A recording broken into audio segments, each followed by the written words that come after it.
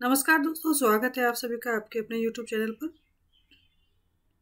आज हम लोग BPSC assistant public sanitary and waste management officer का जो रिजल्ट जारी हुआ है और उसके बाद में जो 286 एस्पिरेंट हैं जिनको डॉक्यूमेंट वेरिफिकेशन के लिए बुलाया गया है और जिसका स्केड्यूल जारी कर दिया जा चुका है, तो उन डॉक्यूमेंट्स के बारे में समझेंगे। ठीक है, ये एक पहला वीडियो है जो कि आपको बेसिक जानकारी देगा कि आपको कौन कौन से डॉक्यूमेंट्स लेकर के जाने हैं। ठीक है, आज 31 मार्च है। डॉक्यूमेंट वेरिफिकेशन 25, 26, 27, 28 को होगा। 2 पालियों में होगा। पहली पाली सुबह 10 बजे से होगी और दूसरी पाली आपका 2 बजे से होगी। ठीक है, सॉरी 2:30 बजे से। तो ये 2 चीजें मैं आपको बता दी। अब हम लोग जानेंगे क्या क्या चीजें हैं जो कि आपको अभी से क्लियर होकर के रख लेना होगा, क्योंकि आपको डॉक्यूमेंट वेरिफिकेशन का ही मतलब होता है कि सारे डॉक्यूमेंट्स आपके पास पुख्ता होने चाहिए, कहीं कोई डॉक्यूमेंट में कमी नहीं होना चाहिए, एरर नहीं होना चाहिए। आइए समझते हैं बारी बारी से चीजों को।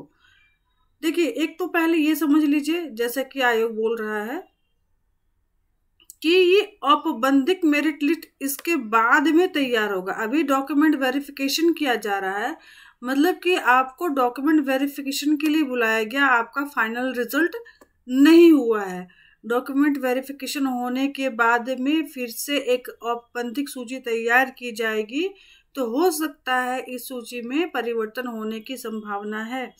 तो वैसे जो भी अभ्यर्थी 55 से 60% अराउंड जिनका रिजल्ट हुआ था, मतलब आपने जब अपना मार्क्स चेक किया तो 55% अराउंड जिसका भी आया है और इस डॉक्यूमेंट वेरिफिकेशन वाले नंबर वाली लिस्ट में आप नहीं हैं, तो भी आप डॉक्यूमेंट अपना प्रिपेयर करके रखेंगे, है ना।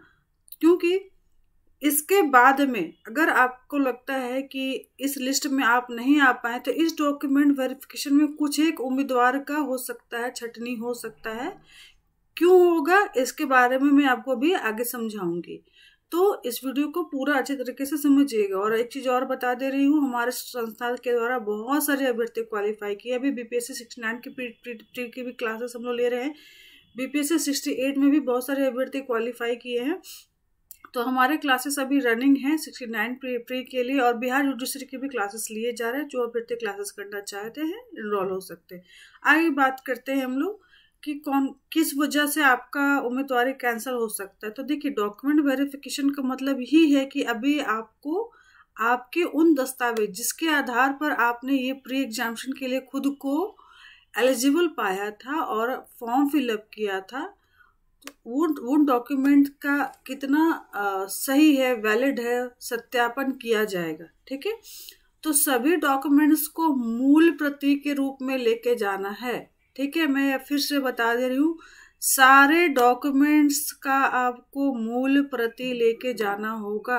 अगर मूल प्रति आप लेकर नहीं जाएंगे तो दोबारा अनुरोध करने के बाद भी अभी आपका जो अभ्यर्थिता है जो है उसको, मतलब कैंडिडेचर है, उसको एक्सेप्ट नहीं किया जाएगा और उसको कैंसिल कर दिया जाएगा। तो डॉक्यूमेंट्स का मूल प्रति, ठीक है। और कौन कौन से डॉक्यूमेंट्स लेके जाने हैं अब हम लोग समझेंगे। तो आप ये पीडीएफ जो है साइट पर जा करके देख लेंगे।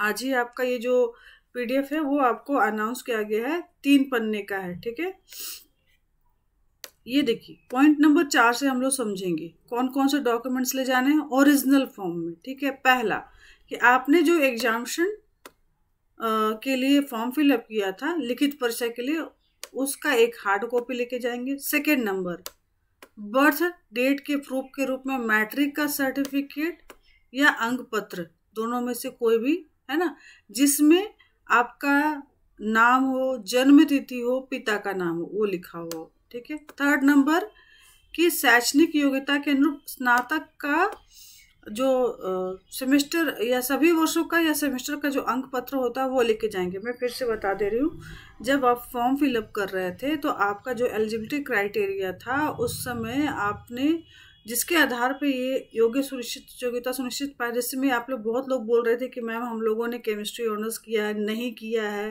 ठीक है, हम लोग बीटेक बायोटेक हैं, हम लोग बीए बायोटेक हैं, ठीक है, बीएससी बायोटेक है, सॉरी, तो इस टाइप का जो भी आपका एजुकेशनल क्वालिफिकेशन था, जब आप फॉर्म फिलअप करते उसमें एजुकेशनल क्वालिफिकेशन अनाउंस किया गया था, ठीक है।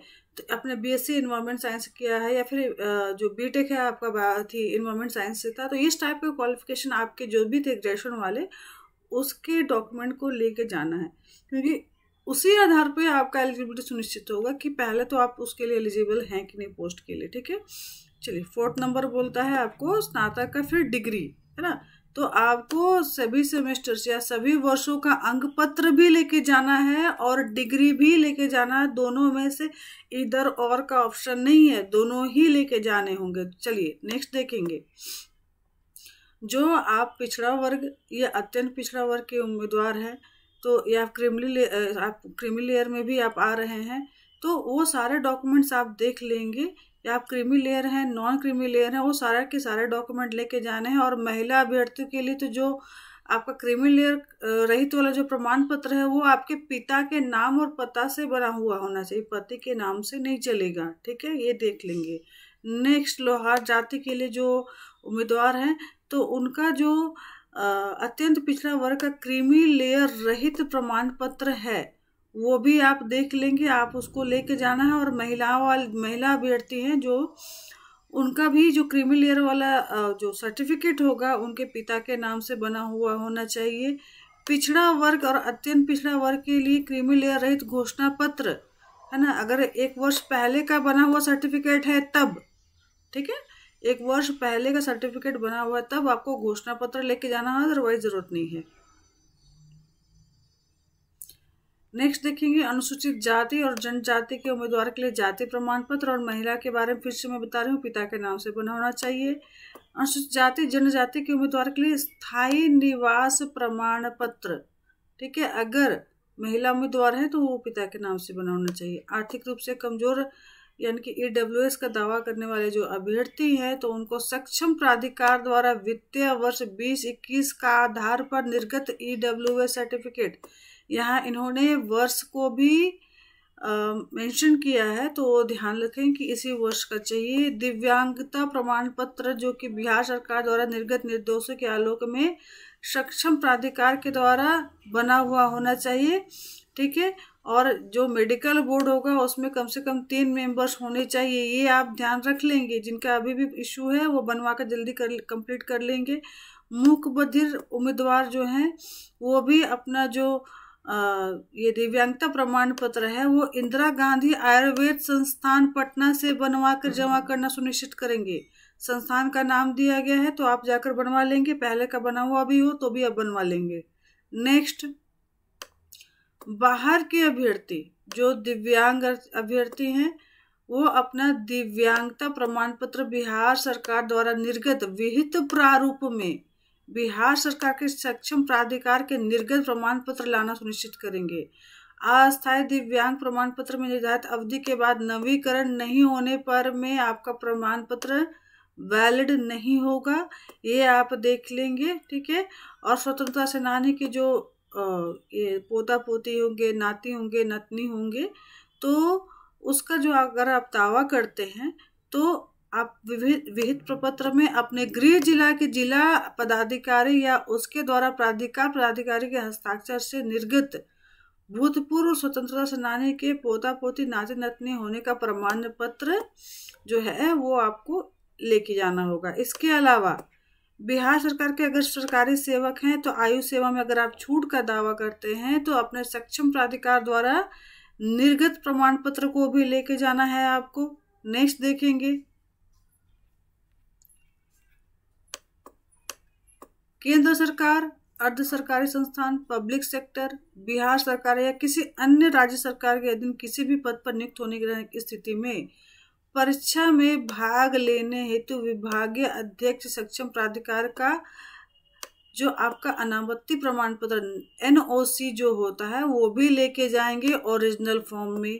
पहचान पत्र ये भी ओरिजिनल फॉर्म में लेके जाएंगे, जिसमें मतदाता पहचान पत्र हो सकता है, आधार, पैन, ड्राइविंग लाइसेंस, पासपोर्ट इत्यादि हो सकता है। और हाल का खींचा हुआ 4 ओरिजिनल फोटो लेके जाएंगे। एक चीज और ध्यान दे देंगे कोशिश करिएगा। ये 4 फोटो के अलावा मैं आपको एडिशनल खुद से बोल दे रही हूँ, जब आप फॉर्म फिलअप करते हो जो फोटो आप लगाए होंगे उसको भी लेके चले जाइए, वो भी एक मतलब उसको साइड से रख लीजिएगा। इनके अलावा ये मेरी तरफ से है, ठीक है। तो ये आपको डॉक्यूमेंट से जिस दिन आपका वो डेट दिया है उसी दिन ही जाएंगे लेकर के, है ना। उसके बाद या फिर कोई एप्लीकेशन लेकर अगर आपको इश्यू हो रहा है कि उस डेट में आप अवेलेबल नहीं है तो आपको पहले से बता के रखना होगा। इसके अलावा कुछ मेंशन चीजें हैं। उम्मीदवार उपयुक्त प्रमाण पत्रों की मूल प्रति सत्यापन के दिन ही निश्चित रूप से समर्पित करेंगे। योग्यता संबंधी प्रमाण पत्र वही मान्य होंगे जिसका उल्लेख उम्मीदवार ने अपने ऑनलाइन प्रमाण पत्र में मेंशन किया था, ठीक है। योग्यता में संबंधित प्रमाण पत्र से निर्गत होने की तिथि आवेदन भरने की अंतिम तिथि के पूर्व का ही माना जाएगा, जो कि उसमें भी एग्जामिनेशन टाइम में भी लिखा हुआ था। और एक और चीज है, यदि कोई अभ्यर्थी दस्तावेज सत्यापन के दिन प्रमाण पत्र कागजात मूल रूप से प्रस्तुत सत्यापन नहीं कर पाता है और दस्तावेज सत्यापन के समय अवसर लेते हैं तो इस स्थिति में निर्धारित अवधि के अंदर अपेक्षित प्रमाण पत्र नहीं देने वाले उम्मीदवारों की अर्हता के संबंध में यथास्थिति एवं यथासंभव अवश्य निर्णय देने का आयोग अधिकार के पास सुरक्षित होगा। इसी के बारे में बोल रही थी कि आपके पास डॉक्यूमेंट्स नहीं है, तो ऐसे उम्मीदवार जिनके पास डॉक्यूमेंट्स नहीं है या फिर डॉक्यूमेंट में वेरिएंस आ रहा है, तो इतना जान लीजिएगा उन वेरिएंस की वजह से आपका कैंडिडेचर को कैंसिल करते हुए नेक्स्ट अभ्यर्थी को ऑप्शन दिया जाएगा। तो 286, मैं फिर से बोल रही हूँ, 286 जो एस्पिरेंट थे, इनके अलावा जो एस्पिरेंट 55% 60% के आसपास रिजल्ट कर रहे हैं और आपका इसमें लिस्ट में नाम नहीं है, आपको मौका मिल सकता है। आप अपना डॉक्यूमेंट को प्रिपेयर करके रखिएगा। हो सकता है मैं जो बोल रही हूँ ये 55% 60% ये गलत हो सकता है 50% में ही हो सकता है, बहुतों का हो गया, क्योंकि इन्होंने अपना जो कट ऑफ है वो जारी नहीं किया है, ठीक है। तो कट ऑफ जारी नहीं किया है, इस वजह से अभी हम लोग अनुमान लगा रहे हैं, है ना। फिर भी एक अनुमान हद तक एक उम्मीद रख रहे हैं कि ये सही है।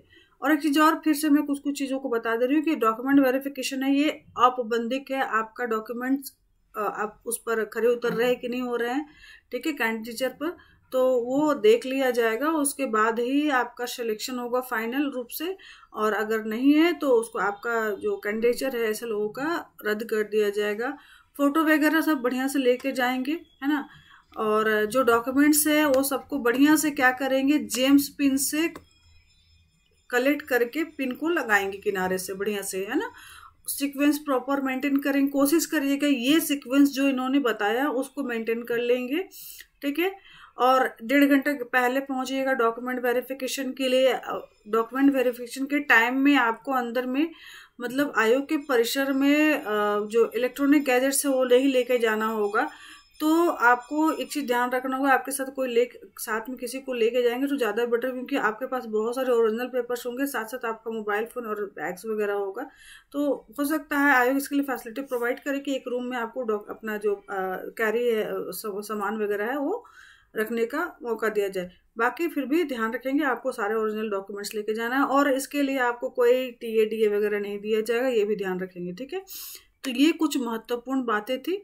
आपको फिर भी लग रहा है तो कमेंट जरूर करिएगा कि और कुछ कमी बेची समझ में नहीं आ रही, चीजें क्लियर नहीं हो पा रही। मेरी तरफ से बहुत सारी चीजें आपको बता दी गई, समझा दी गई, फिर भी लग रहा है कि कुछ और समझना है तो कमेंट जरूर कर देंगे, ठीक है। हो सकता है मैं आपका फ़ोन उठा नहीं पाऊँ, तो अदरवाइज मेरा जो कॉन्टैक्ट नंबर है जिससे के थ्रू आप लोगों ने क्लास पे एनरोल किया, तो अभी भी आप क्योंकि जो सफल अभ्यर्थी हैं उन्होंने मुझे कमेंट मैसेज किया है, तो मुझे वापस से व्हाट्सएप में ही कमेंट कर लीजिएगा, मैं सो दैट कि मैं नेक्स्ट वीडियो बता दूं। और फिर से बोलो 69 BPSC प्री की जो भी इच्छुक अभ्यर्थी हैं क्लासेस के लिए आप कांटेक्ट कर लेंगे। वीडियो देखने के लिए बहुत बहुत धन्यवाद। कोई कन्फ्यूजन होगा तो मुझे मैसेज कर लेंगे या कमेंट कर लीजिएगा। Thank you.